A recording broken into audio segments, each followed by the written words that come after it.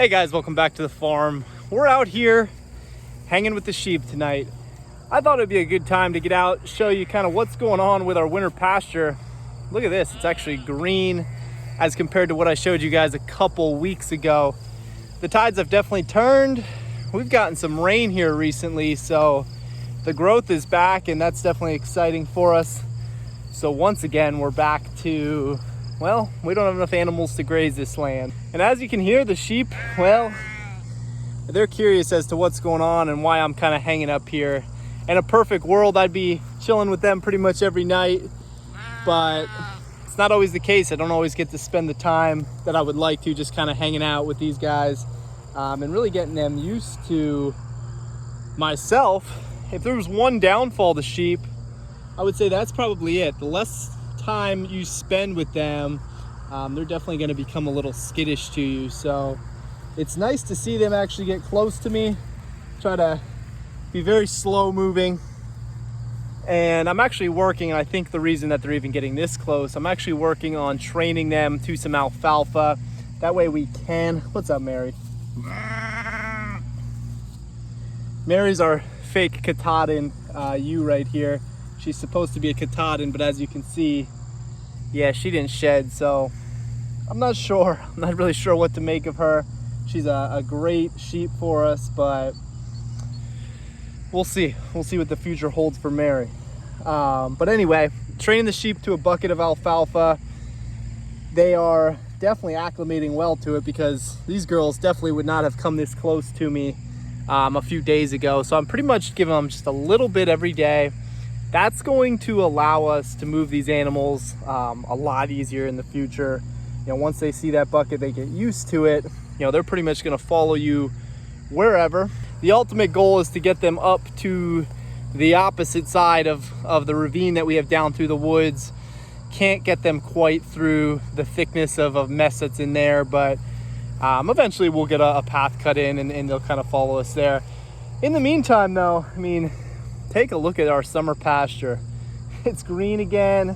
We got a lot of good growth coming back. I mean, plenty of grass for our sheep, which if you had asked me that, we'll call it around July 4th, you asked me what we're thinking as far as this pasture, I was talking about getting them out of here, and now it's kind of all come back.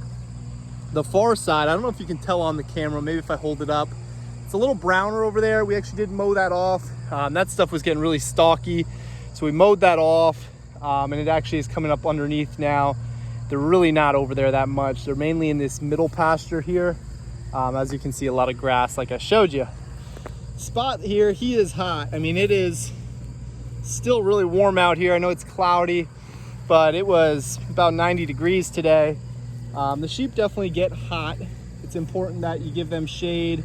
It's also important that you give them water, even though I know they don't drink a whole lot, but good to have some coverage for them. But everybody's out here. We got Spot here. We got Daisy, who's our bottle lamb from this spring. She's slow to put the size on, so we'll see what ends up happening with her as far as growth wise. The last thing I want to do is try to breed an animal that just isn't structurally sound for that, so I'm not sure. Most of the other lambs are definitely bigger than Daisy. She was born, let's see if I can remember off the top of my head, I think in about March. I could be wrong, I'd have to go back and look at that. But the other lambs that we got from the outside, they're over here. You can see they're a little bit bigger. And the interesting thing about Daisy, she was actually born, that's Daisy right here. She was actually born before Patches, who is Lammy's lamb, which I know it's crazy when you start naming all these animals. It's one thing when you only have a couple animals and you start naming them, but when you end up with 10 sheep and you're trying to name them all, it can be a little confusing. You know, we do it more so for the kids just to have fun. So we have Daisy, we have Coco, we have Lammy, Patches. Spot is our ram, he's pretty cool. And Spot, we got him last summer.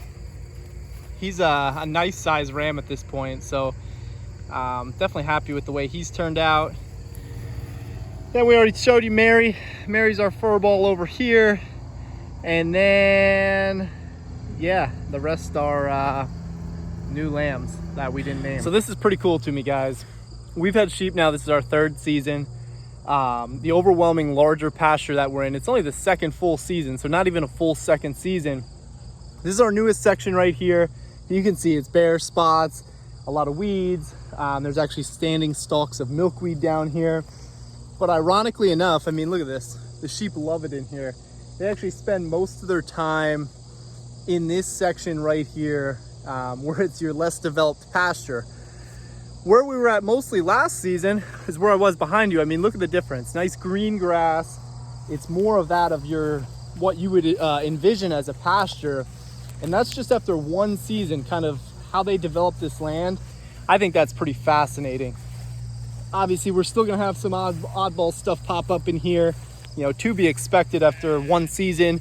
And we only had 6 animals last year, but they're already working this land. They're already developing it into, you know, a lot higher quality grasses. You can see all the orchard grass in here. Yes, there's a lot of poison ivy in here as well, but the sheep will eat that. And then, like I said, over here where we had mowed that off, you know, that's going to come back strong for the fall and the winter months. Cross your fingers we don't get snow, at least real early. We're going to get snow. And then they'll have this to graze on as well. But the transformation of this land in just a year and a half, I mean, it is pretty cool. You know, I wasn't expecting a whole lot, but I would say this definitely beat my expectations. And I know it's not the most luscious pasture you guys have ever seen, but in just a year of doing this compared to what it was over there, I would say that's definitely a huge improvement. I mean, it's pretty cool just looking right here. You can see a clear line where that fresh grass had come in. So definitely doing their job so far. And we'll come right back over to the rough stuff. Like I said, they seem to prefer this, which is great for us because they're gonna, you know, transform this like they did behind me. And hopefully within a year or so, we're looking at fresh pasture kind of all the way around here. Now, something else that I'm finding pretty interesting, there's this one patch of remaining Christmas trees here. These animals often, you know, kind of reside in this area, and to what I'm seeing, they are not messing with the Christmas trees whatsoever. So the fact that they're kind of mowing in between is pretty interesting as far as, you know, kind of a grass control situation as far as Christmas tree farming. I don't know if that'll ever transpire into anything here. As you guys know, my immediate family has a bunch of Christmas trees. You know, that's their living, so it could potentially be something down the road, and hey, it would give me some area to graze some more sheep, right? But it's pretty cool just kind of watching them in here. At the very least, it's just a different landscape for them. You know, you're used to seeing sheep out on a wide open pasture. Here they're kind of grazing between the trees. I mean, look at this. I mean, normally at this point in the year, this grass between some of these trees would be, you know, up to your knees. There's spots. Obviously, sheep are not going to be like a mower where you're going right up and down the rows, but they're definitely working between the trees here. You know, you can see here it's nice and cleaned up. Daisies down here.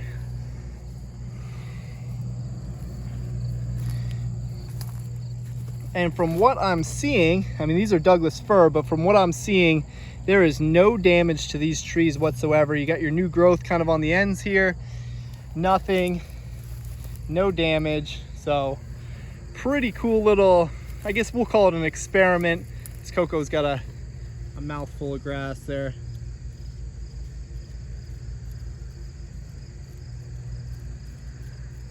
All right, so now I'm gonna go ahead. I got my bucket of alfalfa perched on the fence post. We're gonna get these guys moving. I'm gonna feed them as close to the house as I can get them, right by our gate. Eventually, when I move them, I'm gonna open that gate, see if they continue to follow me, being that they're already gonna be used to going right down there and eating. So we only give them a little bit of alfalfa. There's really no point of spending the money on something like this when they have all this grass, but sheep. See if we get them. Here they come. So this is always the fun part. They come barreling down behind me.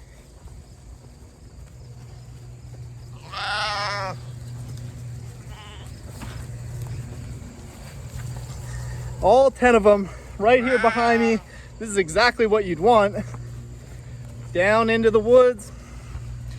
I'm trying not to go too fast, but you also got to move a little bit or they get bored.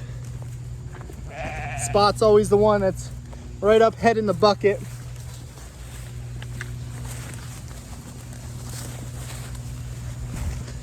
And again, this really isn't for nutrition or anything like that. I mean, obviously it's gonna provide them some protein, but it's really just to get them trained. You guys can see all the green behind me. I mean, they can forage and graze away for days and days here. So we got them right here behind the house, got the old gate, and we actually had a tree fall here, but we'll get them.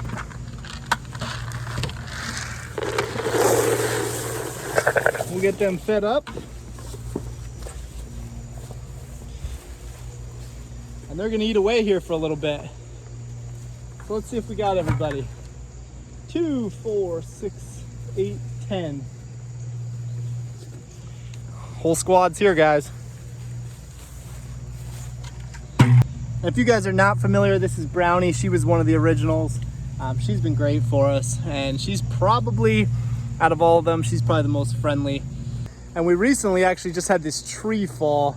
Of course, it hits my gate. I mean, it's an older gate. It was the very end, very top of a white ash, so it just kind of crumbled when it hit. But we'll get in, we'll clean this out. That'll enable us to open this gate up. And then really the plan will be move them. They're gonna follow me across my yard. And I'll show you guys real quick what I'm talking about. So they're gonna walk down right here behind me. And then they are gonna walk all the way across the yard. Got the missus mowing over there, all the way down in the corner. We have another gate to our other pasture. So eventually that's the plan. It always sounds good when you have a plan, but these animals, well, we'll see about it. So they'll hang out here for a while. They'll eventually kind of clean up everything that's in here. Some of the others, they'll get bored, they'll go back up on the pasture.